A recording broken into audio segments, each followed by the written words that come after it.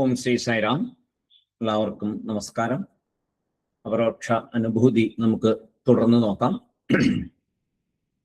ശ്രീഹരിം പരമാനന്ദം ഉപദേഷ്ടാരമീശ്വരം വ്യാപകം സർവലോകാനാം കാരണം തം നമാമ്യഹം.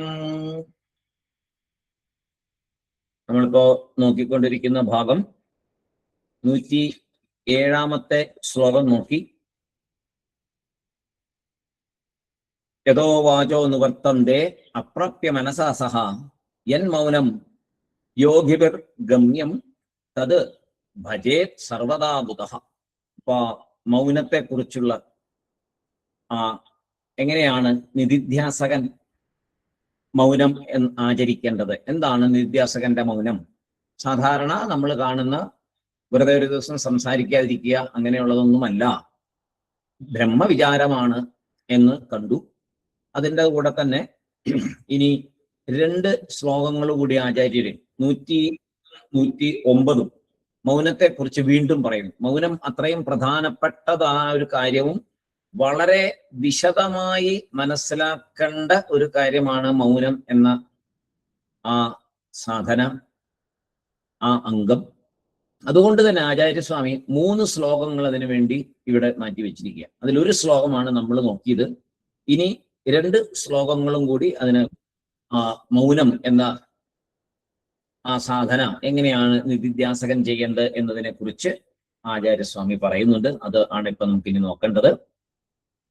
വാചോ യസ്മാൻ നിവർത്തന്തേ തദ്വക്തും കേന ശക്യതേ പ്രപഞ്ചോ യദി വക്തവ്യസ്സോപി ശബ്ദവിവർജിതഃ.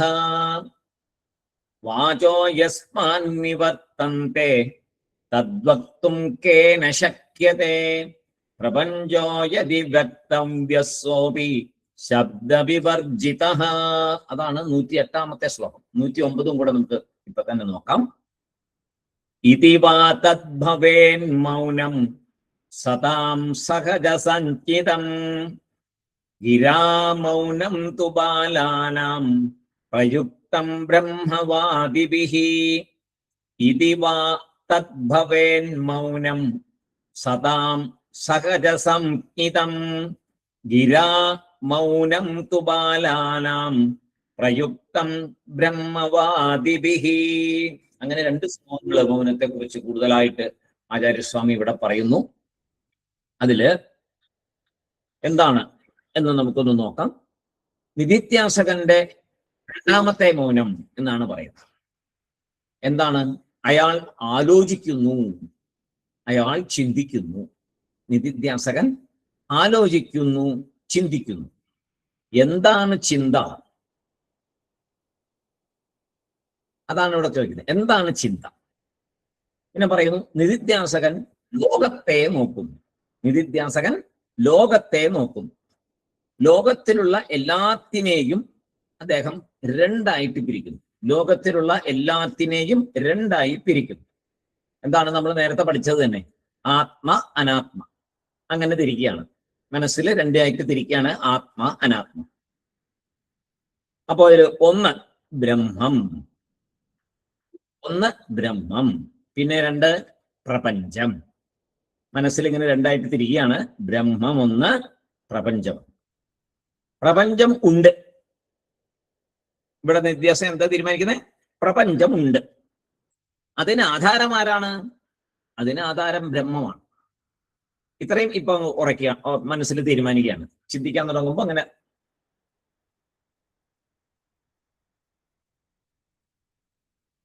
ചിന്തിക്കാൻ തുടങ്ങുമ്പോൾ അങ്ങനെ ഒരു കാര്യം വരികയാണ് മനസ്സിൽ. പ്രപഞ്ചം ഉണ്ട്, അതിനാധാരം ബ്രഹ്മം. മൂന്നാമതൊന്നുമില്ല. ഇപ്പൊ 2 ഉണ്ട് എന്നൊരു കാര്യത്തിലാണ് ഇപ്പൊ ചിന്തിക്കുന്നത്. മൂന്നാമതായിട്ടൊന്നുമില്ല. ഇതില് നാശമില്ലാത്തതാണ് ബ്രഹ്മം എന്ന് മനസ്സിൽ ഉറപ്പിച്ചു. നാശമുള്ളത് പ്രപഞ്ചം. അപ്പോ നിധിധ്യാസകൻ വീണ്ടും ചിന്തിക്കുകയാണ്. ഈ ബ്രഹ്മത്തെ, അതായത് നാശമില്ലാത്തതായ ഈ ബ്രഹ്മത്തെ എനിക്ക് വാക്കുകൊണ്ട് പറഞ്ഞ് വിവരിക്കാൻ പറ്റുമോ എന്ന് ചിന്തിക്കുക. എനിക്കിതിനെ വാക്കുകൊണ്ട് പറഞ്ഞ് വിവരിക്കാൻ പറ്റുമോ?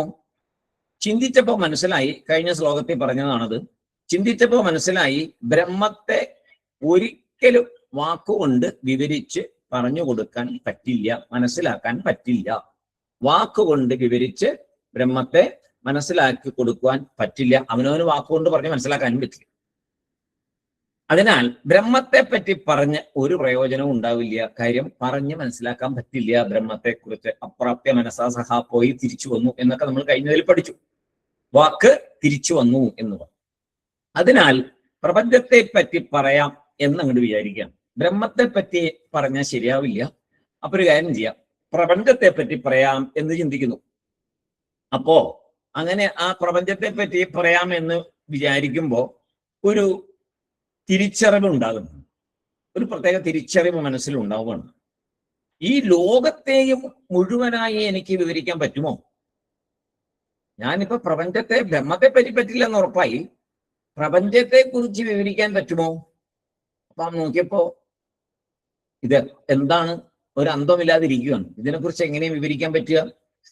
അതും എനിക്ക് പറ്റാൻ സാധ്യതയില്ല. ഒരു വ്യവസ്ഥ പറയാൻ പറ്റുമോ പ്രപഞ്ചത്തിന്? ഇത് ഇന്ന രീതിയിലാണ്, ഇന്ന രീതിയിലാകും എന്നൊക്കെ ഒന്നും പറയാൻ പറ്റില്ല. എന്താണ് ഇവിടെ സംഭവിക്കുന്നതെന്ന് ഒന്നും പറയാൻ പറ്റത്തില്ല. നമുക്ക് കാണുമ്പോൾ പറയാന്നല്ലാതെ നാളത്തെ കാര്യമൊന്നും പറയാൻ പറ്റത്തില്ല. പ്രപഞ്ചത്തിനെ കുറിച്ച് ഒരു വ്യവസ്ഥയോടെ ഇന്നതാണ്, ഇങ്ങനെ സംഭവിക്കും, ഉറപ്പാണെന്നൊന്നും നമുക്കൊന്നും പറയാൻ പറ്റില്ല. എന്ത് വേണമെങ്കിൽ മാറ്റം, എപ്പോ വേണമെങ്കിൽ എന്തൊക്കെ സംഭവിക്കാം. അപ്പൊ പ്രപഞ്ചത്തെ കുറിച്ച് ശരിക്കും ഇതാണ് അതിന്റെ നിയമം, അതാണ് ഇതാണെന്നൊക്കെ പറഞ്ഞ് നമുക്കിപ്പോ കാണുന്ന ചില കാര്യങ്ങളൊക്കെ പറയാന്നല്ലാതെ അതാണ്, ഇങ്ങനെ തന്നെ ആയിരിക്കും എന്നൊന്നും നമുക്കൊന്നും പറയാൻ പറ്റില്ല. മാത്രമല്ല ഇതിന്റെ ശരിയായിട്ട് ഇതിന്റെ കാര്യങ്ങളെ പറഞ്ഞ് മനസ്സിലാക്കാൻ പറ്റുമോ? ഒരു വേദാന്തിക്ക് അറിയുന്ന പോലെ വേറൊരാളോട് പറയാൻ പറ്റുമോ? ഒന്നും പറയാൻ പറ്റില്ല. അപ്പോ ഏത് തിയറിയും ഒരു ലെവല് വരെ പറ്റും, അതിനപ്പുറം ഒരു തിയറിയും പറയാൻ പറ്റില്ല. അതിനൊന്നും എക്സ്പ്ലെയിൻ ചെയ്യാൻ പറ്റില്ല. അതങ്ങനെയാണ് എന്നെ പറയാൻ പറ്റില്ല, അതിനപ്പുറം ഒന്നും പറയാൻ പറ്റില്ല. ഇങ്ങനെ അപ്പൊ എന്താ ചിന്തിച്ചപ്പോ എന്താ ഉണ്ടായേ? ബ്രഹ്മത്തെ കുറിച്ചും പറയാൻ പറ്റില്ല, പ്രപഞ്ചത്തെ കുറിച്ചും പറയാൻ പറ്റില്ല. രണ്ട് കാര്യവും പറ്റില്ലെന്ന് ഉറപ്പായി. പിന്നെ ഞാൻ എന്തിനാ സംസാരിക്കണം? നല്ല രസമായിട്ടൊരു ഭാഗമാണ്. രണ്ടിനെ കുറിച്ചും എനിക്കൊന്നും പറഞ്ഞു കൊടുക്കാൻ പറ്റില്ല, ആരെയും പറഞ്ഞു മനസ്സിലാക്കാനും പറ്റില്ല. ബ്രഹ്മത്തെ കുറിച്ച് പറഞ്ഞു കൊടുക്കാൻ പറ്റില്ല, കാരണം എനിക്ക് തന്നെ അതിനെക്കുറിച്ച് വിവരിക്കാൻ പറ്റില്ല. പ്രപഞ്ചത്തെ കുറിച്ചും എനിക്ക് തന്നെ ഒന്നും അറിയാൻ മേലെ, പിന്നെ ഞാൻ എങ്ങനെ വിവരിച്ചു കൊടുക്കും? അപ്പൊ രണ്ട് രീതിയിലും എനിക്കൊന്നും പറയാൻ പറ്റില്ല. പിന്നെ ഞാൻ എന്തിനാ സംസാരിക്കണേ എന്നാണ് ആ സമയത്ത് ചിന്തിക്കുന്നത്. ഈ ജ്ഞാനം വഴി ഇനി അപ്പോൾ എന്തിന് ഞാൻ സംസാരിക്കണം എന്നുള്ള ആ ജ്ഞാനം വഴി നിധിധ്യാസകനിൽ ഒരു വളരെ പ്രധാനപ്പെട്ട ഒരു എഫർട്ട്ലെസ് സൈലൻസ് ഉണ്ടാകും. ഇതാണ് ഈ ശ്ലോകത്തിൽ ഏറ്റവും പ്രധാനമായിട്ട് ഈ ഭാഗത്തിൽ മനസ്സിലാക്കേണ്ടത്. നിധിധ്യാസകനില് ബ്രഹ്മത്തെക്കുറിച്ചും എനിക്ക് ഒന്നും പറയാൻ കഴിയില്ല, പ്രപഞ്ചത്തെക്കുറിച്ചും എനിക്കൊന്നും പറയാൻ കഴിയില്ല, എൻ്റെ ബുദ്ധിക്ക് അപ്പുറമാണ് ഇതെല്ലാം. പിന്നെ ഞാൻ എന്തിന് സംസാരിക്കണം? ഇത് രണ്ടുമേ ഉള്ളൂ ഇവിടെ.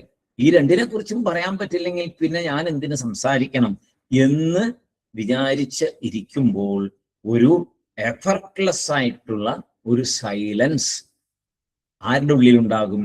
ഈ നിധിധ്യാസകന്റെ ഉള്ളിലുണ്ട്. അതിന് ശ്രമിക്കണം. ആ എഫർട്ട്ലെസ് സൈലൻസിലേക്ക് എത്തണം. അതാണ് നമ്മളൊക്കെ ചെയ്യേണ്ടത്. ഇപ്പൊ നമ്മൾ എങ്ങനെയാ പരമാവധി വാചകം പിടിക്കും, ഇല്ലേ? എല്ലാം അറിയുന്ന പോലെ ബ്രഹ്മത്തെക്കുറിച്ച് പറയും, ഈശ്വരനെ കുറിച്ച് പറയും, പ്രപഞ്ചത്തെക്കുറിച്ച് പറയും. ഇന്ന ഉപനിഷത്തിൽ അത് പറഞ്ഞിട്ടുണ്ടെന്ന് പറയും, ഇന്ന ഉപനിഷത്തിൽ ഇത് പറഞ്ഞത്, പ്രകരണ ഗ്രന്ഥത്തിൽ നിന്ന് ശങ്കരാചാര്യസ്വാമി ഇങ്ങനെ പറഞ്ഞിട്ടുണ്ട്, രമണ മഹർഷി ഇങ്ങനെ പറഞ്ഞിട്ടുണ്ട്, ഇങ്ങനെയൊക്കെ നമ്മൾ പറയും. പക്ഷെ നമ്മളൊന്നും മനസ്സിലാക്കണം, നമുക്ക് ഒന്നിനെ കുറിച്ച് ഒന്നും പറയാൻ ഉള്ള അഗാധമായ ആ അറിവ് നമുക്കില്ല. നമുക്കില്ലെന്ന് മാത്രമല്ല, ആരെ കൊണ്ടും സാധ്യമല്ല. ബ്രഹ്മത്തെ കുറിച്ച് നമുക്കൊന്നും പറയാൻ പറ്റില്ല. പിന്നെയുണ്ടോ ആ ബ്രഹ്മം അതിൻ്റെ സൃഷ്ടിശക്തി, മായാശക്തി ഉപയോഗിച്ച് ഈ പ്രപഞ്ചത്തെ നിർമ്മിച്ചിരിക്കുമ്പോൾ ആ മായാശക്തിയെ കുറിച്ച് നമുക്ക് എന്ത് പറയാൻ പറ്റും? ഒന്നും പറയാൻ പറ്റില്ല. ബ്രഹ്മത്തെ കുറിച്ച് ഒന്നും പറയാൻ പറ്റില്ല. പിന്നെ ബ്രഹ്മത്തിന്റെ മായാശക്തിയെ കുറിച്ച് പറയാൻ പറ്റുമോ? ഒരിക്കലും ഇല്ല. അപ്പൊ പ്രപഞ്ചത്തെ കുറിച്ച് നമുക്ക് പറയാൻ പറ്റില്ല. നമുക്ക് കാണുന്ന കുറച്ചൊക്കെ എന്തെങ്കിലുമൊക്കെ പറയാം. ആ പറയുന്നതിനെ നമ്മൾ വലിയ സംഭവമായിട്ട് എടുക്കണ്ട. നമ്മൾ കാണുന്നതൊന്നും പറയാന്നല്ലാതെ ഇതെല്ലാം അതാണ് എന്നൊന്നും നമ്മൾ വിചാരിക്കേണ്ട. അങ്ങനെ നമ്മൾ എല്ലാത്തിനെയും അങ്ങനെ ഒന്നും സംസാരിച്ച് ഇതൊന്നും ആരെയും മനസ്സിലാക്കാൻ പറ്റില്ല, എനിക്ക് തന്നെ മനസ്സിലായിട്ടില്ല എന്ന് വരുമ്പോൾ ഒരു മൗനം നമ്മുടെ ഉള്ളിൽ ഉടലെടുക്കും. അത് എഫർട്ട്ലെസ് ആയിട്ടുള്ള ഒരു മൗനമായിരിക്കും. അതിനുവേണ്ടി പ്രത്യേകം മൗനം, ബലം പിടിച്ച് മൗനത്തിൽ ഒന്നും ഇരിക്കണ്ട. അതാണ് എഫർട്ട്ലെസ് എന്ന് പറയുന്നത്. ഞാൻ ഇനി മിണ്ടില്ല എന്നും പറഞ്ഞ് ഇരിക്കണ്ട. ഉള്ളിൽ എന്തുണ്ടാവും? എന്ത് വേണമെങ്കിൽ സംസാരിക്കാം, എന്ത് വേണമെങ്കിൽ പറയാം, പക്ഷെ ഉള്ളിൽ ആ മൗനം കിടക്കും. എന്ത്? ഇതൊന്നും എൻ്റെ വിവരണത്തിൻ കീഴിലല്ല എന്നൊരു തിരിച്ചറിവ് ഒരു അന്തർമൗനമായിട്ട് ഉള്ളിൽ ഒരു മൗനമായിട്ടിരിക്കും. ആ മൗനമാണ് നിധിധ്യാസകന്റെ മൗനം. സത്യവും പറ്റില്ല, മിഥ്യയും പറ്റില്ല. രണ്ടിനെയും വിവരിക്കാൻ പറ്റില്ല. സത്യത്തെയും വിവരിക്കാൻ പറ്റില്ല, മിഥ്യയെയും വിവരിക്കാൻ പറ്റില്ല. പിന്നെന്താ? കാമായിട്ടിരിക്കുക, സമാധാനമായിട്ടിരിക്കുക, മൗനമായിട്ടിരിക്കുക. വാക്കുകൊണ്ട് വിവരിക്കാൻ പറ്റില്ല. അപ്പൊ എന്തുണ്ടാവുക? അങ്ങനെ വാക്കുകൊണ്ട് വിവരിക്കാൻ പറ്റില്ല എന്ന് സ്വയം മനസ്സിലായി നമ്മൾ ഇരിക്കുമ്പോൾ എന്തുണ്ടാവും? ആർഗ്യുമെന്റ്സ് സ്റ്റോപ്പ് ആവും. വാക്കുകൾ കൊണ്ട് വരുമ്പോഴാണോ ആർഗ്യുമെന്റ്സ് വരുന്നത്? വാക്കുകൊണ്ട് വിവരിക്കാൻ പറ്റില്ല എന്നും പറഞ്ഞ് മൗനമാകുമ്പോൾ ആർഗ്യുമെന്റ്സ് എല്ലാം അവിടെ സ്റ്റോപ്പ് ആവും. ഒരു ആർഗ്യുമെന്റും ഇല്ല അവിടെ. അപ്പൊ ഒരാൾ ചോദിച്ചു, അങ്ങനെ ഒന്നുമില്ലാണ്ടായ ഒരു അവസ്ഥ വന്നാൽ ഈ ഗുരു ശിഷ്യ പരമ്പര പിന്നെ എന്താവും? ഗുരു വേണം, ശിഷ്യൻ വേണം. ശിഷ്യൻ ചോദിക്കണം, ഗുരു പറഞ്ഞു കൊടുക്കണം. ഇതൊന്നുമില്ലാതെ മിണ്ടാതിരുന്നു കഴിഞ്ഞാൽ എങ്ങനെ ശരിയാവണേ? അപ്പൊ സംവാദമായിട്ടെല്ലാം നടക്കും. അത് സംവാദം എന്നാണ് അതിന്റെ പേര്. സംവാദമായിട്ട് ഇതെല്ലാം നടക്കും. അങ്ങോട്ട് ചോദിക്കും, മറുപടി പറയും. അതെല്ലാം സംവാദമാണ്. ഉള്ളിന്റെ ഉള്ളിലുള്ള മൗനം വേറെ. സംവാദമായിട്ട് ഇതെല്ലാം നടക്കും. കാരണം ശിഷ്യന്മാരെ പഠിപ്പിക്കണം, അവർക്കും ഈ തിരിച്ചറിവ് ഉണ്ടാകണം, അതിനുള്ള വഴി പറഞ്ഞു കൊടുക്കണം. ഏത് വഴി കൂടെ യാത്ര ചെയ്താൽ നിങ്ങൾക്ക് ഈശ്വര സാക്ഷാത്കാരത്തിലേക്ക് എത്താമെന്ന് പറഞ്ഞു കൊടുക്കണം. അതേസമയം അദ്ദേഹം ഗുരു ബ്രഹ്മജ്ഞാനി ആയിരിക്കുകയും വേണം, ബ്രഹ്മനിഷ്ഠനുമായിരിക്കണം. അല്ലാതെ ഇത് പറഞ്ഞു കൊടുത്തിട്ട് കാര്യമില്ല. അപ്പോ അവിടെ ബ്രഹ്മനിഷ്ഠനായതുകൊണ്ട് തന്നെ അദ്ദേഹത്തിന്റെ ഉള്ളില് ഈ യഥാർത്ഥ എഫർട്ട്ലെസ് മൗനം എപ്പോഴും ഉണ്ടായിരിക്കും. ബാക്കി ഒരു പുറത്തേക്ക് കാണുന്ന വ്യവഹാരം മാത്രം, അതാണ് സംവാദമായിട്ട് നടക്കുന്നത്. ശബ്ദത്താൽ ഒരു ശ്രമം മാത്രമാണ്. ശബ്ദത്താൽ നടക്കുന്നത് ഒരു ശ്രമം മാത്രമാണ്, അല്ലെ? ശബ്ദം കൊണ്ട് ബ്രഹ്മത്തെ പറഞ്ഞു കൊടുക്കാൻ പറ്റില്ല. ഒരു ശ്രമം മാത്രം. ശബ്ദം കൊണ്ട് ഇന്ന ശ്ലോകങ്ങൾ ഇതൊക്കെ പറഞ്ഞ ഒരു ശ്രമം. എന്തിന്? ആ ഈശ്വര സാക്ഷാത്കാരം നേടി കൊടുക്കാൻ, ശിഷ്യന് പറഞ്ഞു കൊടുക്കാനായിട്ട്. ശിഷ്യന്റെ മിടുക്ക് മനസ്സിലാക്കലാണ് അവിടെ. പലതും നടത്തുന്നതിനാ ശിഷ്യന്റെ മിടുക്ക്, എത്രമാത്രം ശിഷ്യന് മിടുക്കുണ്ട് എന്നുള്ളതൊക്കെ നോക്കാനായിട്ട് സംവാദമൊക്കെ നടക്കും. അപ്പൊ സംസാരിക്കണം. അപ്പൊ സംസാരിക്കും. ഗുരുവും ശിഷ്യനും തമ്മിൽ പല കാര്യങ്ങളും സംസാരിക്കും. അങ്ങനെ ശിഷ്യന്റെ അറിവ് കൂടി വരും. പക്ഷേ നമുക്കൊക്കെ ഉള്ളത് എന്താണ്? നമുക്കൊക്കെ ഉള്ളൊരു പ്രശ്നം, സംസാരിക്കണം എന്നുള്ളൊരു ആവേശം. പ്രത്യേകിച്ചും കുറച്ച് അറിഞ്ഞ് മറ്റുള്ളവരൊക്കെ അറിയാൻ വയ്യാത്ത ചില ഭാഗങ്ങളിലേക്കുള്ള അറിവുകളൊക്കെ നമ്മുടെ കയ്യിൽ വരുമ്പോൾ, പ്രത്യേകിച്ചും വേദാന്തമൊക്കെ കുറച്ച് പഠിച്ച് എന്തെങ്കിലുമൊക്കെ മനസ്സിലായി എന്നൊരു തോന്നലൊക്കെ വരുമ്പോൾ നമുക്ക് സംസാരിക്കണം എന്നുള്ള തോന്നല് വളരെ കൂടുതലായിട്ടുണ്ടാകും എന്നാണ് ഗുരുനാഥന്മാര് തന്നെ പറയുന്നത്. അങ്ങനെ ഉണ്ടാവും പറയാം. നമുക്കിത് ആരോടെങ്കിലും ഒന്ന് പറയണം എന്നൊരു തോന്നൽ വരും, ഒരറിവ് ലഭിച്ചു കഴിയും. അതില്ലാണ്ടാകും. ഈ മൗനം വരണമെങ്കിൽ ആ ഒരു തോന്നൽ ഇല്ലാണ്ടാകണം. ഇത് പറയണം, മറ്റുള്ളവരോട് പറയണം എന്നുള്ള തോന്നല് ഇല്ലാതെ ഉണ്ടാകണം. പിന്നെ എന്താ വേണ്ടത്? ഞാൻ ഇത് സ്വയം ഇത്രയും അറിഞ്ഞിരിക്കുന്നു, എൻ്റെ അനുഭവതലത്തിലേക്ക് ഞാൻ എന്താണോ മറ്റുള്ളവരോട് പറയണം എന്ന് വിചാരിക്കുന്നത്, അത് എൻ്റെ അനുഭവതലത്തിലേക്ക് കൊണ്ടുവരികയാണ് ഞാൻ ഇപ്പോൾ ചെയ്യേണ്ടത് എന്ന പൂർണ്ണ ബോധ്യം. അത് ഇത്തിരി ബുദ്ധിമുട്ടാണ്. അപ്പൊ നമുക്കൊക്കെ ഈ തോന്നലുണ്ട്, പറയാൻ പുറത്ത് പറയാനുള്ളൊരു തോന്നൽ വളരെ കൂടുതലാണ്. അതിൽ നിന്ന് അത് അനുഭവത്തിലേക്ക് കൊണ്ടുവരാനുള്ള ശ്രമം വളരെ കുറവുമാണ്. ഇത് നേരെ തിരിച്ചു വരണം. അനുഭവത്തിലേക്ക് കൊണ്ടുവരാൻ ആയിരിക്കണം നമ്മുടെ ശ്രമം മുഴുവൻ. നമ്മൾ എന്താണോ ഈ വേദാന്ത ക്ലാസ്സുകളിൽ കൂടെയും മറ്റുള്ള പ്രഭാഷണങ്ങളിൽ കൂടെയും ഭാഗവതത്തിൽ കൂടെയും പലതിൽ കൂടെയും പുരാണങ്ങളിൽ കൂടെയും ഒക്കെ കിട്ടിയ അറിവുകള്, നമുക്ക് എപ്പോഴും നമുക്ക് കിട്ടിയ അറിവിനെ വേറൊരാളോട് ഷെയർ ചെയ്യാനോ വേറൊരാളോട് പറയാനോ, നല്ല രീതിയിലായിരിക്കാം, മോശം രീതിയിലല്ല പറയുന്നത്, നല്ല രീതിയിൽ തന്നെ വേറൊരാൾക്ക് ഷെയർ ചെയ്യണം എന്നൊരു ചിന്ത ഉണ്ടാകാം. പക്ഷെ അങ്ങനെ വരുമ്പോൾ മൗനം ഭഞ്ജിക്കും. ആദ്യം എന്ത് വേണം? ആദ്യം ഈ കേട്ടതെല്ലാം ജീവിതത്തിൽ പ്രാവർത്തികമാക്കാനുള്ള ശ്രമം നടക്കണം. ആ ശ്രമം നടക്കണമെങ്കിൽ എന്തുണ്ടാകണം? ഈ ഒരു മൗനം ശീലിക്കണം. എല്ലാം അവനവനിലേക്ക് ഉൾക്കൊണ്ട് ആ അനുഭവത്തെ മനസ്സിലാക്കി വരുമ്പോഴേ എന്താവുള്ളൂ? ഈ പറഞ്ഞ ജ്ഞാനനിഷ്ഠനാവും. ആ ജ്ഞാനനിഷ്ഠയ്ക്കാണല്ലോ നമ്മൾ നിധ്യാസനം ചെയ്യുന്നത്. അപ്പൊ ആ ജ്ഞാനനിഷ്ഠയിൽ വരണമെങ്കിൽ ഇങ്ങനെ നമ്മൾ ധാരാളം സംസാരിക്കുന്ന ഒരു പുറത്തേക്ക് പറഞ്ഞിരുന്ന പ്രകൃതത്തിൽ നിന്ന് പിൻവലിഞ്ഞ് അവനവന്റെ ഉള്ളില് ഒരു നിത്യമായ സമാധാനത്തെ കൊണ്ടുവരണം. അത് സഹജമാകണം എന്നാ പറയണം. ഈ സംസാരിക്കണം സംസാരിക്കണം സംസാരിക്കണം എന്നുള്ള തോന്നലില്ലാതെ കണ്ട് അതൊരു സഹജമായിട്ട് മിണ്ടാതിരിക്കാനുള്ള ഒരു സഹജ സ്വഭാവം ഉണ്ടാകണം. ഇപ്പൊ അറിഞ്ഞതെല്ലാം പറയണം പറയണം എന്ന് ഭയങ്കര തള്ളലാ ഉള്ളില്. എന്തെങ്കിലും അറിഞ്ഞു കഴിഞ്ഞാൽ അത് വേറൊരാളോട് പറയാതെ പറ്റില്ല. വലിയ ഭയങ്കര ബുദ്ധിമുട്ടാകത്ത്. നമുക്കൊക്കെ അനുഭവിക്കും, നമ്മളെല്ലാവരും അനുഭവിക്കുന്ന ഒരു കാര്യം. ഇത് ഇല്ലാണ്ടാവും. അതെങ്ങനെ ഇല്ലാണ്ടാവും? നേരത്തെ പറഞ്ഞ കാര്യം തന്നെ. എനിക്കിത് വല്ലതും വിവരിക്കാൻ പറ്റുമോ? എന്റെ വിവരണത്തിൽ ഒതുങ്ങുന്നതാണോ ഇത്? രണ്ടുമല്ല.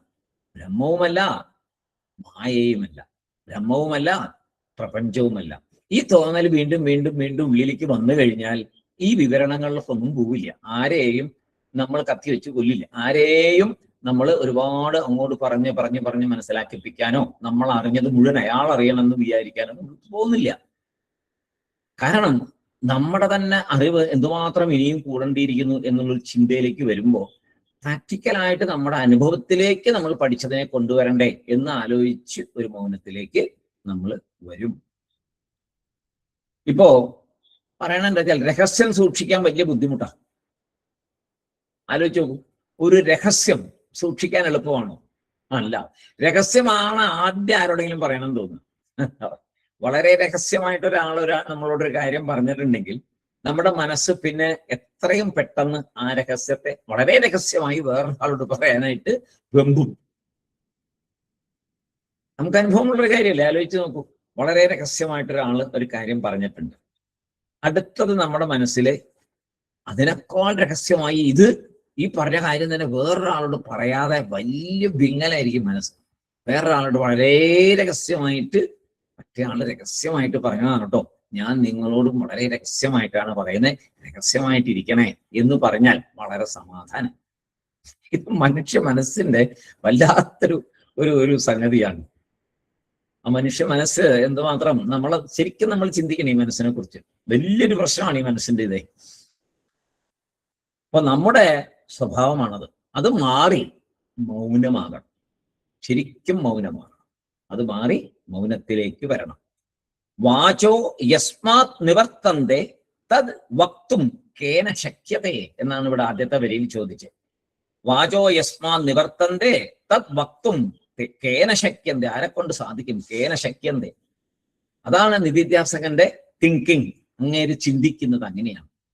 യസ്മാത് വാചഹ നിവർത്തന്തേ, ഏത് ബ്രഹ്മത്തിൽ നിന്ന് അതിനെ വിവരിക്കാൻ പറ്റാതെ ആ വാക്ക് തിരിച്ചു വന്നുവോ, ഏത് ബ്രഹ്മത്തെ വാക്കുകൊണ്ട് വിവരിക്കാൻ പറ്റില്ലയോ, തത് ആ ബ്രഹ്മ കേന വക്തും ശക്യത, ആരാൽ പറഞ്ഞു മനസ്സിലാക്കാൻ പറ്റും? കേന വക്തും ശക്യത, ആരാൽ പറഞ്ഞു മനസ്സിലാക്കാൻ പറ്റും? ആരെക്കൊണ്ടും കഴിയില്ല. ബ്രഹ്മത്തെ എന്നാൽ പറഞ്ഞു മനസ്സിലാക്കാൻ പറ്റില്ല. അതിനാൽ ബ്രഹ്മത്തെക്കുറിച്ച് എനിക്ക് പറയാൻ ഒന്നുമില്ല. അല്ലേ? ശരിക്കതാണല്ലോ. ബ്രഹ്മത്തെ കുറിച്ച് എനിക്ക് വിവരിക്കാൻ പറ്റില്ല. അതിനാൽ ബ്രഹ്മത്തെക്കുറിച്ച് എനിക്ക് പറയാൻ ഒന്നുമില്ല. വേദാന്തം പഠിക്കുമ്പോൾ ബ്രഹ്മത്തെക്കുറിച്ചെല്ലാം ആദ്യം കേൾക്കുമ്പോൾ ഉടനെ മറ്റുള്ളവരോട് അത് പറയണം എന്ന വെമ്പൽ ഉണ്ടാകും. തത്വം ഉപദേശിക്കണം മറ്റുള്ളവരുടെ എന്ന തോന്നൽ ഉണ്ടാകും എന്ന് ഗുരുനാഥൻ തന്നെ ഇവിടെ പറയുന്നു. ആ ഒരു തോന്നൽ നമ്മളിൽ ഉണ്ടാകും എന്നാ പറയുന്നത്. അപ്പോ അതിനെ അടക്കി നിർത്താൻ പഠിക്കണം. ലൗകികമായ വർത്തമാനവും ശാസ്ത്രപരമായ വർത്തമാനവും രണ്ടും നീക്കണം. വേദാന്തത്തെ കുറിച്ച് പറയാലോ എന്ന് പാടില്ല, രണ്ടും പാടില്ല. രണ്ടുമില്ലാതെ കണ്ട് ആ മനസ്സിന്റെ വെമ്പലിനെ അങ്ങോട്ട് നിർത്തണം. അവനെ മനസ്സിനെ അങ്ങോട്ട് അടക്കി നിർത്തണം. അതാണ് മൗനം. അല്ലാതെ വായ കൊണ്ട് സംസാരിക്കാണ്ടിരിക്കുന്നതോ ഉള്ളിൽ കുറെ ചിന്തിച്ചു കൂട്ടുകയോ അല്ല. അതാണ് ഇവിടെ പറഞ്ഞു വരുന്നത്. വായ കൊണ്ട് സംസാരിക്കുന്നത് മാത്രമല്ല, ഉള്ളിലുള്ള ചിന്തകൾ അതിനെയും കൂടെ ശ്രദ്ധിക്കണം എന്ന് പറയും. ശബ്ദത്താൽ വിവരിക്കാൻ കഴിയാത്തതാണ് ബ്രഹ്മം. പ്രപഞ്ചോ യതി വക്തവ്യ സ അപി ശബ്ദ വിവർജിത. ലോകത്തെക്കുറിച്ചും വാക്കാൽ വിവരിക്കാൻ പറ്റില്ല. പ്രപഞ്ചോ യതി വക്തവ്യ സ അപി ശബ്ദ വിവർജിത. പ്രപഞ്ചത്തെക്കുറിച്ചും പറ്റില്ല, സംശയമേ വേണ്ട. എന്താ വെച്ചാൽ നമ്മുടെ ചിന്തയ്ക്കൊക്കെ അപ്പുറമാണ് പ്രപഞ്ചത്തിന്റെ നിലനിൽപ്പും അതിന്റെ പോക്കും അതിന്റെ ഇപ്പോഴത്തെ പ്രവർത്തനങ്ങളും എല്ലാം. പ്രപഞ്ചത്തിന്റെ സൃഷ്ടി നമുക്ക് പോലും പറയാൻ പറ്റും, ഒന്നും പറയാൻ പറ്റില്ല.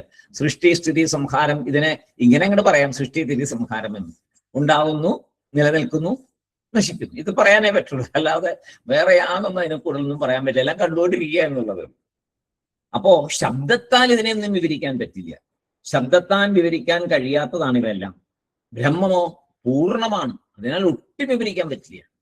ബ്രഹ്മം പൂർണ്ണമായതിനാൽ അതിനെയും വിവരിക്കാൻ പറ്റില്ല. ജഗത്ത് മിഥ്യ, അതിനെയും വിവരിക്കാൻ പറ്റില്ല. ഇതിവാ തദ്ഭവേത് മൗനം. മേൽപ്പറഞ്ഞ അറിവിനാൽ ഒരു മൗനം ഉണ്ടാവും. രണ്ടും എന്നാൽ വിവരിക്കാൻ പറ്റാത്തതാണ് എന്ന് തിരിച്ചറിയുമ്പോൾ ഒരു മൗനം നമ്മുടെ ഉള്ളിൽ ഉടലെടുക്കും. ബ്രഹ്മവും ലോകവും വിവരിക്കാൻ പറ്റാത്തതാണ് എന്ന ജ്ഞാനം കൊണ്ട് ഒരു സമാധാനമായ മൗനം ഉള്ളില് ഉണ്ടാകും. ഒരു ജ്ഞാനിയുടെ മനസ്സിന് സംസാരിക്കണം എന്ന തോന്നൽ എപ്പോൾ നിൽക്കുന്നുവോ അതാണ് മൗനം. എന്ത് രസമായിട്ടാ പറഞ്ഞിരുന്നേ. ഒരു ജ്ഞാനിയുടെ മനസ്സില് സംസാരിക്കണം എന്ന തോന്നൽ എപ്പോൾ നിൽക്കുന്നുവോ അത് മൗനം. നമ്മൾ ചിന്തിച്ചിട്ടുണ്ടോ ഇങ്ങനെ മൗനത്തിന്റെ ഒരു വിവരണം നമ്മളിലേക്ക് വരുമെന്ന്?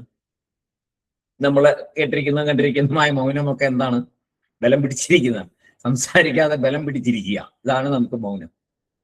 അന്നേരം നേരത്തെ പറഞ്ഞ പോലെ തലേ ദിവസം ഒരുപാട് സംസാരിക്കുക, അല്ലെങ്കിൽ പിറ്റേ ദിവസം മുഴുവൻ്റെ പലിശയ്ക്ക് സഹിതം പിറ്റേ ദിവസം സംസാരിച്ച് തീർക്കുക, ഇതൊക്കെയല്ലേ കണ്ടിരിക്കുന്നത്.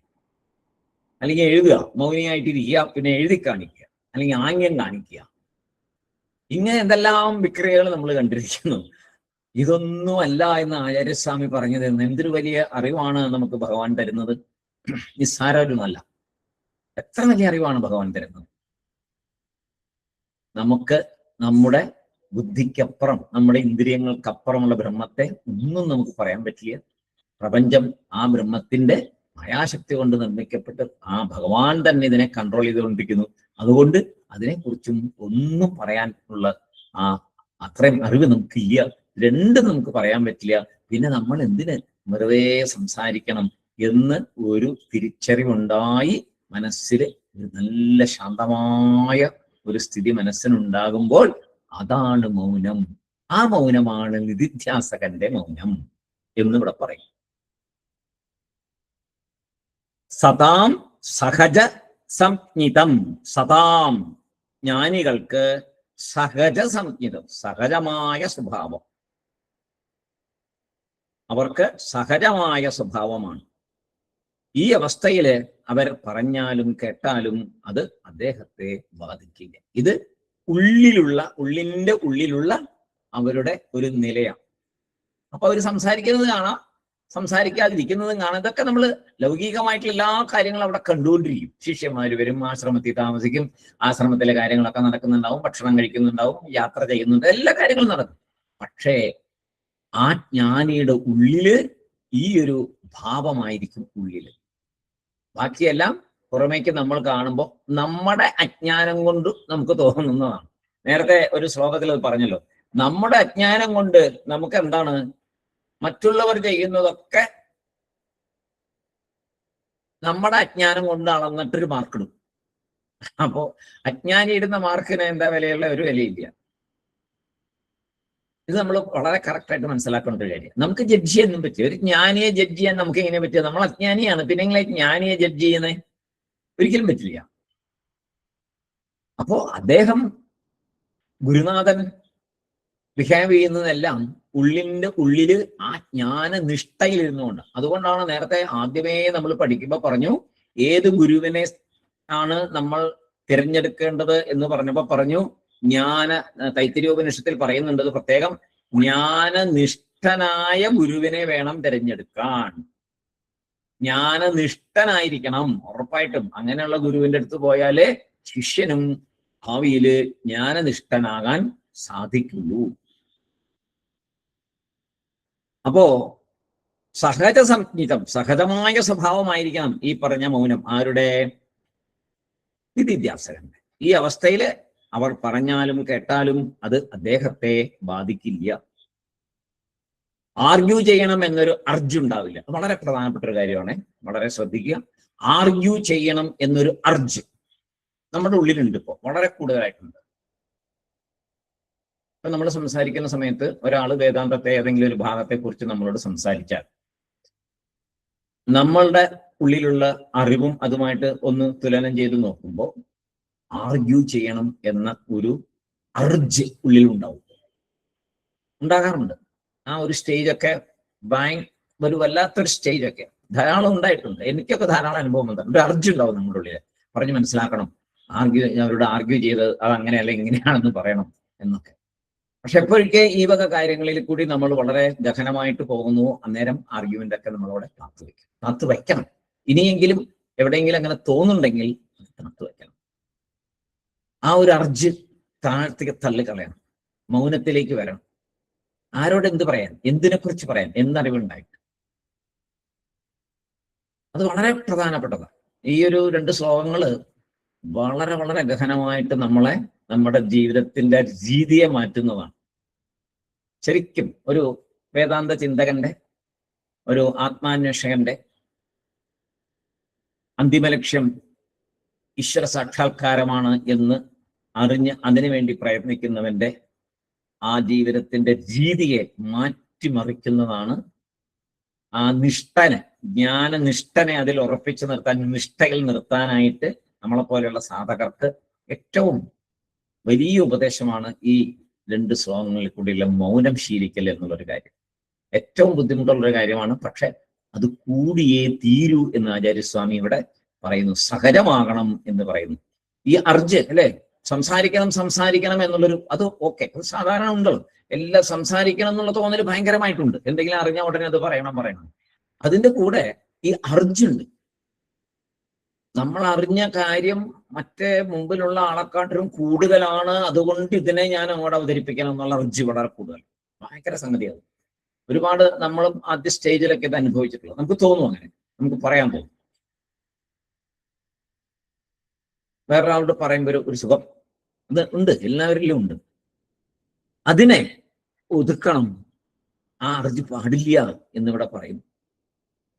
വ്യവഹാരത്തിൽ മിണ്ടായിരിക്കാൻ പറ്റുമോ? പറ്റില്ല, അത് വേറെ. വ്യവഹാരത്തിൽ പറയുന്ന കാര്യങ്ങൾ വേറെ, ധർമ്മത്തെക്കുറിച്ചും പ്രപഞ്ചത്തെക്കുറിച്ചും വിദ്യയെക്കുറിച്ചൊക്കെ സംസാരിക്കുന്ന, എന്തെങ്കിലും അറിഞ്ഞ് ഇത് ഇങ്ങനെ പഠിച്ചറിഞ്ഞ് വന്നതിനെ പുറത്തേക്ക് പറയാനുള്ള അർജുണ്ടാവും. അതായത് ഈ വ്യവഹാരത്തിൽ ഇരിക്കുമ്പോഴുള്ള കാര്യങ്ങൾ എങ്ങനെയാണ്, പല കാര്യങ്ങളും പറയേണ്ടിയും വരും, ചെയ്യേണ്ടിയും വരും, എല്ലാം വരും. അതിനെ നമ്മൾ ശരിക്കും പറഞ്ഞാൽ ഒരു അക്സെപ്റ്റൻസ് ആണ്. എന്തിന്റെ അക്സെപ്റ്റൻസ്? പ്രാരബ്ധം അല്ലെ? ശരീരം കിട്ടിയിരിക്കുന്ന പ്രാരബ്ധം കൊണ്ടാണ്, പ്രാരബ്ധം കൊണ്ട് ഇവിടെ ജീവിച്ചേ പറ്റൂ, വ്യവഹാരത്തിൽ ഏർപ്പെട്ടേ പറ്റൂ, അതൊക്കെ നടക്കട്ടെ. അതൊരു അക്സെപ്റ്റൻസ് ആണ്. ശരി, ഓക്കെ, ഞാനിത് ഏറ്റെടുക്കുന്നു, ഒരു കുഴപ്പമില്ല. ഉള്ളിന്റെ ഉള്ളിൽ എന്തായിരിക്കണം? മൗനം. നേരത്തെ പറഞ്ഞ കാര്യമായിരിക്കണം. പുറത്തേക്ക് പെരുമാറുന്നതെല്ലാം എങ്ങനെയായിരിക്കണം? വ്യവഹാരം, പ്രാരബ്ധം, പ്രാരബ്ധത്തിന്റെ അക്സെപ്റ്റൻസ്. അതാണ്, പ്രാരബ്ധത്തെ പഴിക്കുകയല്ല, അതിനെ ഉൾക്കൊള്ളുക, അക്സെപ്റ്റ് ചെയ്ത് ഒക്കെ പറഞ്ഞോളൂ, ഒരു കുഴപ്പമില്ല, എല്ലാം നടക്കട്ടെ, എല്ലാ കാര്യങ്ങളും നടക്കട്ടെ. നേരത്തെ പറഞ്ഞ അർജുൻ ഉണ്ടാവുന്നത്, എന്റെ അറിവിനെ വേറൊരാളിലേക്ക് തള്ളി കയറ്റിക്കുന്ന ഒരു അർജുൻ ഉണ്ടല്ലോ, അത് പാടില്ല. കാരണം 2 കാര്യമുണ്ട്. ഒന്ന്, നമ്മൾ പറയണവർക്ക് മനസ്സിലാവില്ല. ആ ഒരു സ്റ്റേജിൽ അവർ തനിയെ അന്വേഷിച്ചു വരുമ്പോൾ അവർക്ക് മനസ്സിലായിക്കോളും, അല്ലാതെ മനസ്സിലാവില്ല. അപ്പോ പിന്നെ വേറെ ചിലരുണ്ട്, നമ്മൾ പറയുമ്പോൾ മനസ്സിലാകുന്നത് വരെ അവരൊന്ന് ക്ഷമിക്കും. അതായത് ഈ പ്രാരബ്ധ കാര്യത്തെ കുറിച്ച് പറയുന്നു, അക്സെപ്റ്റൻസ്, അതിനെ കുറിച്ച് പറയുന്നുണ്ട്. നമ്മുടെ വീട്ടിൽ തന്നെ പലരും ഉണ്ടാവും, പല അഭിപ്രായ വ്യത്യാസമുള്ള പല കാര്യങ്ങളുണ്ട്. അപ്പൊ നമ്മളൊരു അഭിപ്രായം പ്രാരബ്ധവശാൽ നമ്മൾ ഈ ശരീരം എടുത്ത് വന്നിരിക്കുകയാണല്ലോ, ഒത്തിരി വ്യവഹാരങ്ങളിൽ ഏർപ്പെടേണ്ടി വരുന്നുണ്ടല്ലോ. അപ്പൊ നമ്മൾ പല കാര്യങ്ങളും പറയുമ്പോൾ ചില കേസിൽ നമ്മൾ എത്ര പറഞ്ഞാലും അവർക്ക് മനസ്സിലാക്കില്ല, അവരവരുടേതായ വഴിക്ക് പോകും. ചില കേസിൽ നമ്മൾ പറഞ്ഞുകൊണ്ടേ ഇരിക്കും, മനസ്സിലാകുന്നത് വരെ അവര് അത് കേട്ടുകൊണ്ടിരിക്കും, നമ്മൾ വീണ്ടും വീണ്ടും പറഞ്ഞുകൊണ്ടിരിക്കും,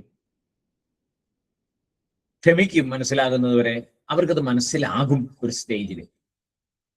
ഇവിടെ എപ്പോഴാണ് അവർക്ക് മനസ്സിലാകുന്നത് എന്നൊരു ചോദ്യമുണ്ട്. നമ്മൾ പറഞ്ഞുകൊണ്ടേയിരിക്കുകയാണ്, പല പ്രാവശ്യം പറഞ്ഞു, കുറെ കഴിയുമ്പോൾ മനസ്സിലാകുന്നുണ്ട്. അപ്പോ എപ്പോഴാണ് എന്റെ ആദ്യമേ മനസ്സിലാകാഞ്ഞേ? പറഞ്ഞ ഉടനെ അവർക്ക് മനസ്സിലായി, പ്രശ്നമൊന്നും ഉണ്ടാവില്ലല്ലോ. കുറെ കഴിഞ്ഞിട്ട് പല പ്രാവശ്യം പറഞ്ഞു കഴിഞ്ഞപ്പോഴാണ് മനസ്സിലായി. എന്തേ അങ്ങനെ? അവിടെ പറയുന്നു വളരെ രസകരമായൊരു ഭാഗം, നമ്മുടെ പുണ്യം വെളിപ്പെടും വരെ ആണ് ആ സംഭവം. നമ്മുടെ പുണ്യം വെളിപ്പെടും വരെ നമ്മൾ പറഞ്ഞുകൊണ്ടേയിരിക്കും. പുണ്യം വെളിപ്പെടുമ്പോൾ അവിടെ മനസ്സിലാവും. എന്താ രസമായിട്ടാണ് പറഞ്ഞിരിക്കുന്നത്. നമ്മുടെ പുണ്യം കറക്റ്റായിട്ട് വെളിപ്പെടുമ്പോൾ അയാൾക്കത് മനസ്സിലാവും, അതുവരെ അയാൾക്ക് മനസ്സിലാവില്ല. അവിടെ നമ്മൾ പറഞ്ഞ കാര്യം പല പ്രാവശ്യം പറഞ്ഞു, ആദ്യമൊന്നും കേട്ടില്ല, അവസാനം നമ്മൾ പറഞ്ഞ കാര്യം മനസ്സിലായി. അപ്പൊ നമുക്ക് സന്തോഷമായി. ഇപ്പോ ആണ് നമ്മുടെ പുണ്യം വെളിപ്പെട്ടത്. അത് മനസ്സിലാക്കിക്കോണമെന്നാ പറയുന്നത്. നമ്മുടെ പുണ്യം അപ്പോ വെളിപ്പെട്ടു എന്ന് മനസ്സിലാക്കിക്കോളൂ എന്നാ പറയുന്നത്. എന്ത് നല്ല രീതിയിലാണ് പറഞ്ഞിരിക്കുന്നത്. അപ്പൊ എന്താ വേണ്ട, ഒരാളോട് പറഞ്ഞിട്ട് അയാൾക്ക് മനസ്സിലാവുന്നില്ലെങ്കിൽ നമ്മുടെ പ്രാരബ്ധം എന്ന് വിചാരിച്ചോളുക, അതിനെക്കുറിച്ച് ആശങ്കപ്പെടേണ്ട, ഒന്നും വേണ്ട. നമ്മുടെ പുണ്യം പ്രവർത്തിച്ചു തുടങ്ങിയില്ല എന്ന് വിചാരിക്കുക. അപ്പൊ അതാണ് ഗിരാ മൗനം തു ബാലാനാം, ഗിരാ മൗനം തു ബാലാനാം. വായിൽ നിന്നുള്ള വാക്ക് വന്നില്ലെങ്കിൽ അതും മൗനം. ആർക്കാണത്? അത് ബാലന്മാർക്ക്. അടുത്തതായിട്ട് പറയുന്ന നമ്മുടെ ശ്ലോകത്തിലെ വാക്കാണ് ഗിരാ മൗനം തു ബാലാനാം.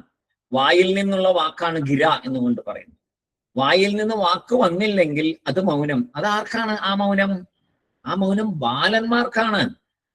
ബാലന്മാർ മീൻസ് ആത്മീയ ആദ്യപാഠ ബാലകന്മാർ. നമ്മുടെയൊക്കെ ആദ്യത്തെ ക്ലാസ്സുകളിലാണ് നമ്മൾ ഇതൊക്കെ മനസ്സിലാക്കണ്ടേ.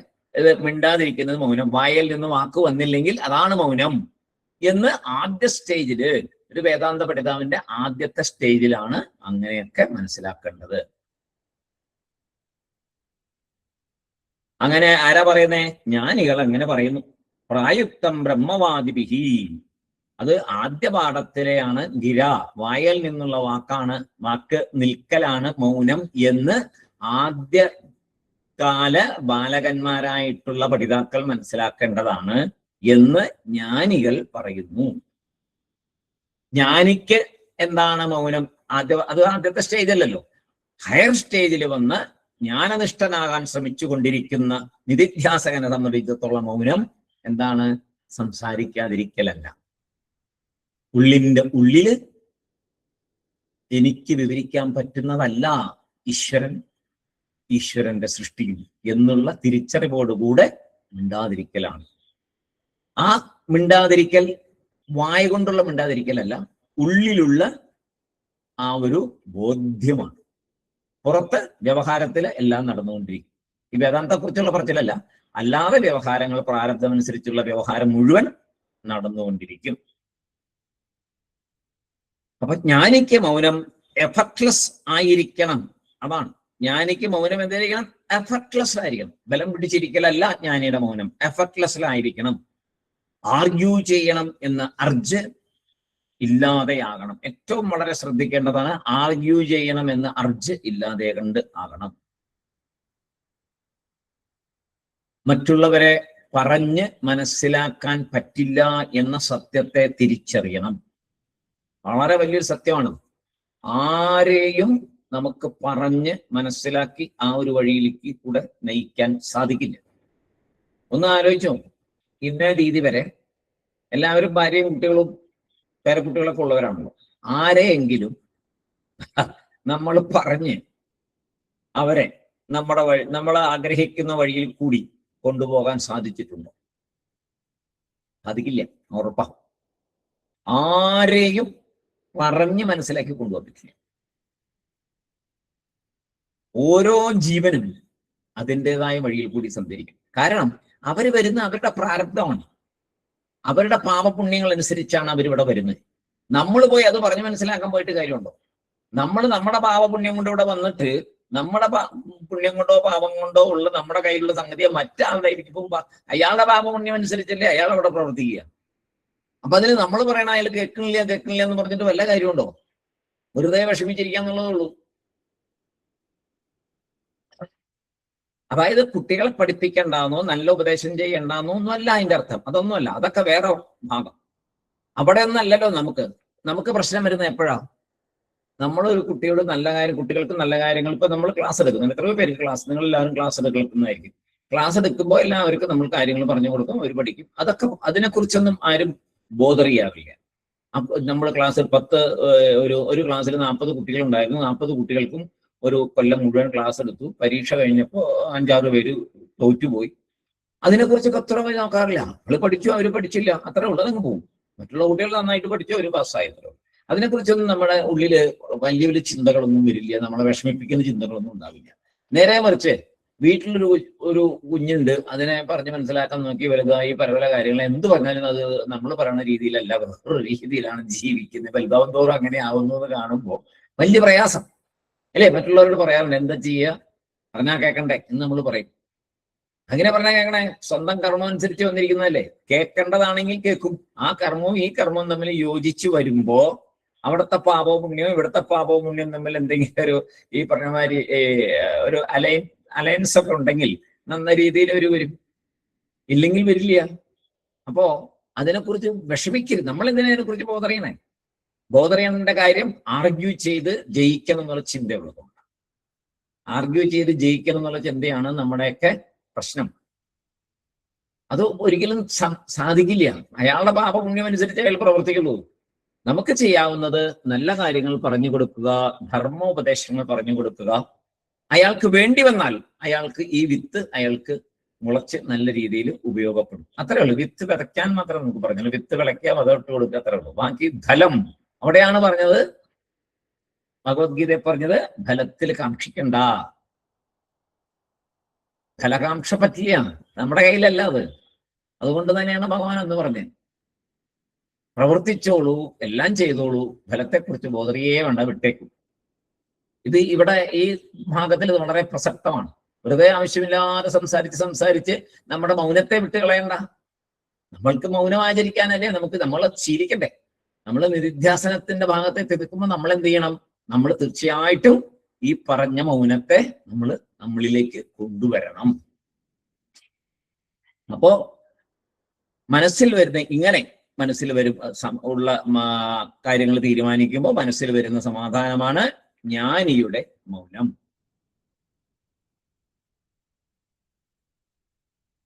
അപ്പോ നിധിധ്യാസനം എന്ന സാധനയില് 15 അംഗങ്ങളാണ് ആദ്യം പറഞ്ഞത്. 15 അംഗങ്ങളില് ഇപ്പൊ നമ്മൾ 4-ാമത്തെ ആയിട്ടുള്ളൂ. 4-ാമത്തെ അംഗമായ മൗനത്തെയാണ് നമ്മൾ പറഞ്ഞത്. സാധാരണക്കാരന് വായ് കൊണ്ട് സംസാരിക്കാതെ ഇരിക്കൽ മൗനം. നിധിധ്യാസകൻ ചെയ്യേണ്ട മൗനത്തെ 2 തരത്തിൽ പറയുന്നുണ്ട്. ബ്രഹ്മം തന്നെ മൗനം എന്ന് ആദ്യം പറഞ്ഞു. പിന്നെ സംസാരിക്കണം എന്ന ആഗ്രഹം നമ്മളിൽ എപ്പോഴും ഉണ്ടായിക്കൊണ്ടിരിക്കും. അതിനെക്കുറിച്ച് സംസാരിക്കണം എന്ന തോന്നൽ. എന്നാൽ 1 ബ്രഹ്മം, 2 സംസാരം. ബ്രഹ്മത്തെക്കുറിച്ച് സംസാരിച്ച് ആരെയും മനസ്സിലാക്കാൻ പറ്റില്ല നിശ്ചയം. ലോകത്തെ പറ്റി പറയാം, എന്നാൽ അതും പറ്റില്ല എന്ന് നിശ്ചയം. ഈ അറിവ് ലഭിച്ചാലുടൻ സ്വയം മനസ്സിൽ വരുന്ന ശാന്തത, സംസാരിക്കണം എന്ന തോന്നലിൽ നിന്നുള്ള മോചനം, ആരെയും പറഞ്ഞ് മനസ്സിലാക്കാൻ സാധിക്കില്ല എന്ന സത്യത്തെ മനസ്സിലാക്കൽ, ആ സത്യം അറിഞ്ഞ് ജീവിക്കൽ, ഇതാണ് ഒരു നിധിധ്യാസകന്റെ മൗനം എന്ന് ആചാര്യസ്വാമി ഇവിടെ പറഞ്ഞു തന്നു. 1 ബ്രഹ്മം മൗനം തന്നെ. ബ്രഹ്മം സംസാരിക്കുന്നുമില്ല, ബ്രഹ്മം കേൾക്കുന്നുമില്ല. അതെന്താ സാറേ സംസാരിക്കാത്ത? അവയവങ്ങൾ ഇല്ലല്ലോ, ഇന്ദ്രിയങ്ങൾ ഉപയോഗിച്ചല്ല ആണല്ലേ സംസാരം. ഇന്ദ്രിയമില്ല. പിന്നെയോ കേൾക്കാനോ ചെവി എന്ന ഇന്ദ്രിയം വേണം. അവയവങ്ങൾ ഇല്ലാത്തതല്ലേ ബ്രഹ്മം. അവയവം എപ്പോഴാ വരുന്നത്? സൃഷ്ടി മായ കൊണ്ട് വരുമ്പോഴാണ് നമുക്കൊക്കെ അവയവങ്ങൾ ഇന്ദ്രിയങ്ങളൊക്കെ തന്നിരിക്കുന്നത്. നമ്മുടെ ഇന്ദ്രിയങ്ങളെ നിയന്ത്രിക്കുന്ന ആളാണ്, അല്ലാണ്ട് ഇന്ദ്രിയമല്ല ബ്രഹ്മം. അതുകൊണ്ട് അവയവമില്ലാത്തത് കൊണ്ട് മിണ്ടുന്നുമില്ല, കേൾക്കുന്നുമില്ല. അതാണ് ബ്രഹ്മം തന്നെ മൗനം. വലിയൊരറിവ്. രണ്ടാമതായിട്ടാണ് ഈ പറഞ്ഞ കാര്യങ്ങൾ പറഞ്ഞത്. അങ്ങനെ ഈ അറിവ് ലഭിച്ച് ഇത്രയും ഗിരാമൗനം തു ബാലാനാം, അതുകൊണ്ട് സംസാരിക്കാതിരിക്കുന്നതാണ് മൗനം എന്ന് ബാലന്മാരാണ് ചിന്തിക്കുന്നത് എന്ന് വലിയ വലിയ ഗുരുക്കന്മാര് പറഞ്ഞു തന്നിരിക്കുന്നു. അതല്ല നിധിധ്യാസകന്റെ മൗനം. അതെന്താണെന്ന് ഇപ്പൊ നമുക്ക് ആചാര്യസ്വാമി പറഞ്ഞു തന്നു. അപ്പൊ ജ്ഞാനി സംസാരിച്ചാലും സംസാരിച്ചില്ലെങ്കിലും ബ്രഹ്മമായി ഇരിക്കലാണ് മൗനം. ജ്ഞാനി സംസാരിച്ചാലും സംസാരിച്ചില്ലെങ്കിലും ജ്ഞാനി ബ്രഹ്മമായി അഹം ബ്രഹ്മാസ്മി എന്ന് ഇരിക്കലാണ് ജ്ഞാനിയുടെ മൗനം. നമുക്കറിയാം സംസാരിക്കുന്നതിനേക്കാൾ ബുദ്ധിമുട്ട് എന്തിനാ? സംസാരിക്കാതിരിക്കാനാണ്. ഈ സത്യം മനസ്സിലാക്കുക. സംസാരിക്കുന്നതിനേക്കാൾ ബുദ്ധിമുട്ടാണ് സംസാരിക്കാതിരിക്കൽ. അത് മനസ്സിലാക്കി ആ സാധനയെ ഉള്ളിന്റെ ഉള്ളില് ഏറ്റവും നല്ല രീതിയിൽ, എന്നാൽ ഇതൊന്നും വിവരിക്കാൻ പറ്റില്ല, എല്ലാം ഇതിനപ്പുറമാണ്. ഏതോ വാചാനുപത്യന്തേ അപ്രാപ്യ മനസാ സഹ, തിരിച്ചു വന്ന പോലെ ഒന്നും സാധിക്കില്ല നമുക്ക് വിവരിക്കാൻ. അതുകൊണ്ട് ശാന്തമായി ഇരിക്കുക, വ്യവഹാരം അതിന്റെ പാട്ടിന് നടന്നോട്ടെ. ഇത്രയും വലിയൊരു അറിവാണ് നമുക്കിന്ന് ആ 2 ശ്ലോകങ്ങളിൽ കൂടി കിട്ടിയത്. അടുത്ത ദിവസം അടുത്ത സാധനയെ കുറിച്ച് നമുക്ക് നോക്കാം. അടുത്ത 4 കഴിഞ്ഞു, പിന്നെ 5-ാമത്തേത് എന്താണ് എന്ന് നമുക്ക് നോക്കാം. എല്ലാവർക്കും നമസ്കാരം. ഈ നമുക്ക് കിട്ടുന്ന ഈ രത്നങ്ങളെ നല്ല രീതിയിൽ നമുക്ക് സൂക്ഷിച്ച് അത് ആ രത്നത്തിന്റെ പ്രകാശത്തിൽ നമുക്ക് ജീവിക്കാൻ സാധിക്കട്ടെ. അതിന് ഭഗവാൻ അനുഗ്രഹിക്കട്ടെ. ഭഗവാൻ ബാബ തന്നെ അനുഗ്രഹിക്കണം. ഉള്ളിൻ്റെ ഉള്ളില് ഇതെല്ലാം ഉറച്ച് ശക്തമായ തീരുമാനങ്ങൾ എടുത്തുകൊണ്ട് ആ അന്തിമ ലക്ഷ്യത്തിലേക്ക് എത്താൻ ഭഗവാൻ തന്നെ അനുഗ്രഹിക്കട്ടെ. ഓം പൂർണ്ണമദ പൂർണ്ണമിദം പൂർണ്ണാത് പൂർണ്ണമുദച്യത്തെ പൂർണ്ണസ്യ പൂർണ്ണമാദായ പൂർണ്ണമേവാവശിഷ്യത്തെ. ഓം ശാന്തി ശാന്തി ശാന്തി. ഹരി ഓം തത്സത്. ബ്രഹ്മാർപ്പണമസ്തു. എല്ലാവർക്കും Sai Ram. Thank you sir. Sai Ram. Sai Ram sir. Sai Ram. Sai Ram sir. Sai Ram. Sai Ram.